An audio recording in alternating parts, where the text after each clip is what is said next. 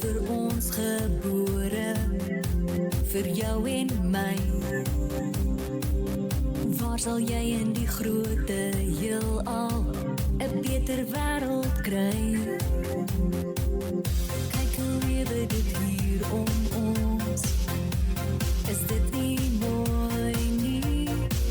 Dit is net vir my, dit is net vir jou 'n nuwe dag het begin. Lewe, lewe, lewe, lewe nou. Die lewe staar net vir jou. Lewe, lewe, lewe, lewe nou. Dit gaan so gou verby. En as ek my oë oopmaak, dan wil ek die lewe voel. Lewe, lewe, lewe, lewe nou. Ja, lewe nou. Hartlike goeiemôre geliefdes. Ja, vir wanneer leef jy? Leef jy vir gister? Leef jy vir môre? Of leef jy vir vandag? Gister is verby, daar is niks wat ons daaromtrent kan doen nie. Môre is nie vir ons verseker nie. Vandag is die dag om te leef. Geliefdes, ek is pastoor Pieter Boysen van die JCRMTS familie in die Oosrand. As jy met my in verbinding wil tree, my nommer is 068 577 9817. Maar voordat ons vanoggend verder gaan, kom ons word net eers stil voor ons hemelse Vader. Abba Vader, ons Heer. Vader, baie, baie dankie vir nog vanoggend 'n genadedag uit U hand. Vader, ons kom vanoggend in aanbidding voor U en vra U om ons te lei deur vandag. Ons te versterk deur al die moeilikhede en ons insig en die wysheid te gee wat nodig is om situasies te kan hanteer, maar kan hanteer soos wat U dit wil. Vader, laat U wil in ons lewens geskied vandag. Laat U, die koning, al die eer kry, al die lof, al die aanbidding en al die seën. Vader, wees met ons waar ons vanoggend stil raak voor U. Breek U woord vir ons oop. Gee ons 'n duidelike insig wat gebeur en wat ons moet doen. Vader, maar laat ons dit doen deur die leiding van die Heilige Gees. Dat ons dit sal doen tot eer en verheerliking van U naam en die uitbreiding van U koninkryk. Vader, seën elke luisteraar vanoggend. Seën hulle geliefdes. Behoed en bewaar oor hulle. Vader, laat U aangesig oor hulle skyn. In Jesus se kosbare naam vra ek dit alleen. Amen. Geliefdes, Prediker 4 vers 9 en 10. 2 is beter as 1, want hulle het 'n goeie beloning vir hulle moeitevolle arbeid. Want as hulle val, kan die een sy maat optel.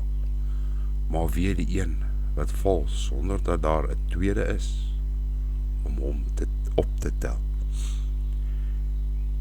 Jy weet, die Satan is 'n slinkse man. Dit is 'n slinkse affære. Hy sal jou oortuig dat as jy seer het of as jy in 'n krisis is, om jouself af te sonder, om eenkant op 'n hoopie te gaan sit en krepeer, alleen. Nou, hoe oorkom ons hierdie afsondering?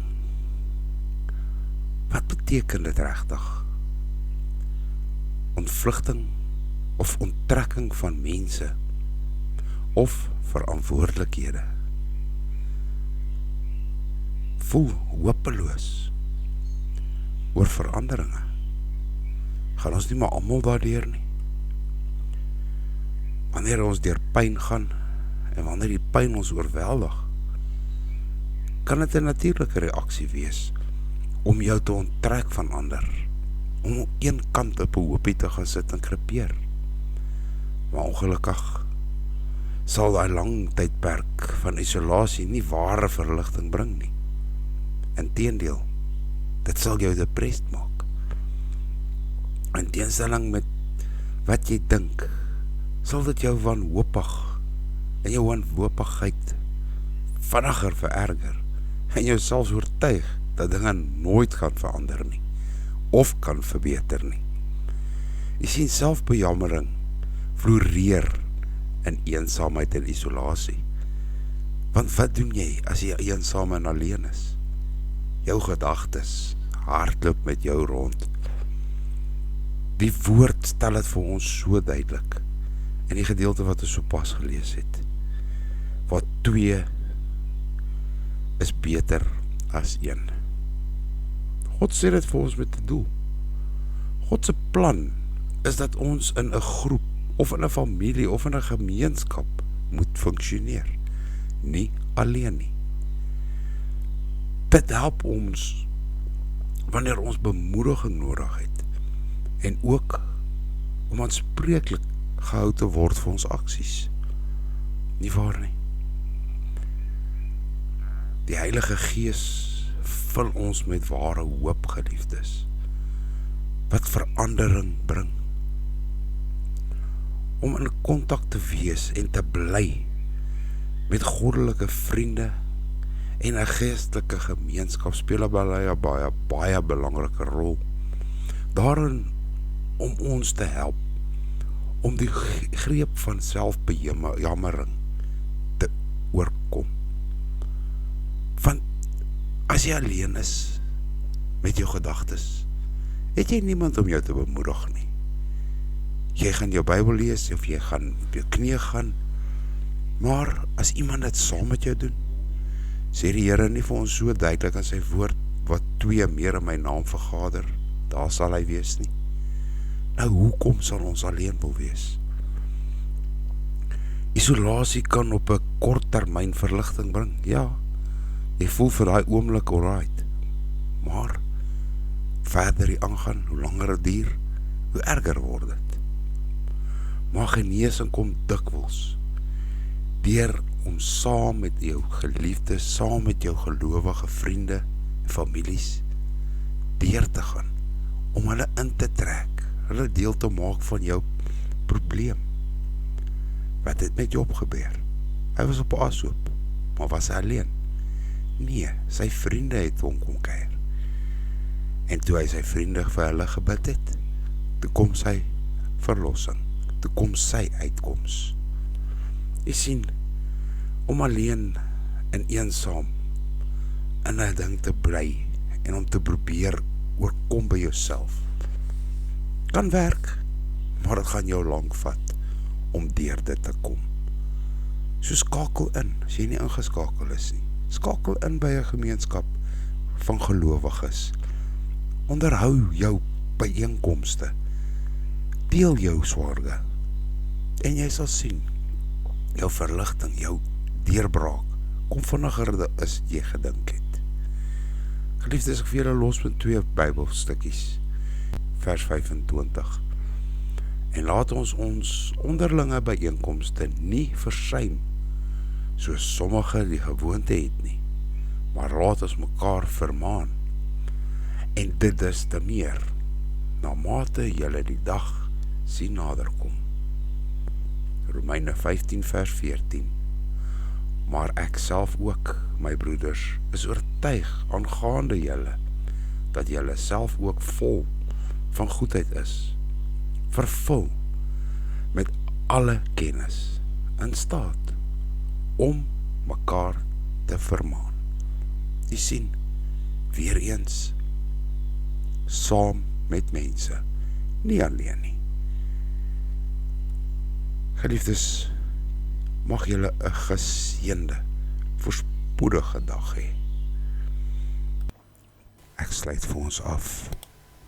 Hemelse Vader, ons aanbid U in waarheid en in gees. Vader, beklee ons vandag met die volle wapenrusting, sodat ons weerstand kan bied, en staande kan bly teen die liste van die duiwel. In Jesus naam bind ek nou elke owerheid, elke mag, elke wêreldheerser van duisternis, van hierdie eeu, en elke bose mag in die lig, wat vandag teen ons staan. Ek beval alle bose magte, om hulle werking onmiddellik te staak, en beveel hulle, in die naam van Jesus, om na die voetbank van Jesus Christus te gaan. Ons omgord ons lende vandag met die gordel van waarheid. Ons trek die borswapen van geregtigheid aan, skoene van vrede aan ons voete, vir die bereidheid van vrede. Ons sit die skild van geloof op, waarmee ons die vurige pyle van die bose kan uitblus. Ons trek die helm van verlossing aan. Ons neem die swaard van die Gees, die woord van God op. Vader, bo dit alles beklee ons vandag met die liefde wat die band van die volmaaktheid is, soos opgeskryf staan in Korintiënse 3 vers 14. En beklee julle dan met dit alles, met die liefde wat die band van die volmaaktheid is. Vader, gee aan ons die wysheid, die insig en verstand, om 'n goeie krygsman en vrou vir U te kan wees. Vader, ons onderwerp onsself aan U vandag, en ons weerstaan die duiwel, die Satan. Want in U woord is daar geskryf in Jakobus 4 vers 7, onderwerp julle dan aan God, weerstaan die duiwel, en hy sal van julle wegvlug. Vader, ek bid dit alles in die kosbare naam van Jesus Christus. Vader, ek wil die aanhoorder van hierdie boodskap seën en lewe oor hulle spreek. Eerstens kom ek teen enige bose mag, die prinsdom van duisternis, se planne van Satan die duiwel, om te vernietig, te steel en te verslind, dat dit sal sterf en geen effek sal hê nie. Vader, ons weet en glo dat daar nou lewe gespreek word oor hierdie persoon se gesondheid, sy huwelik, verhoudings, finansiële, sy besighede en geestelike lewe. Geliefdes, jy sal God se seën en beskerming ondervind. God seën en behoed jou. God laat sy aangesig oor jou skyn en verhef sy gesig oor jou en gee jou vrede. Amen en amen.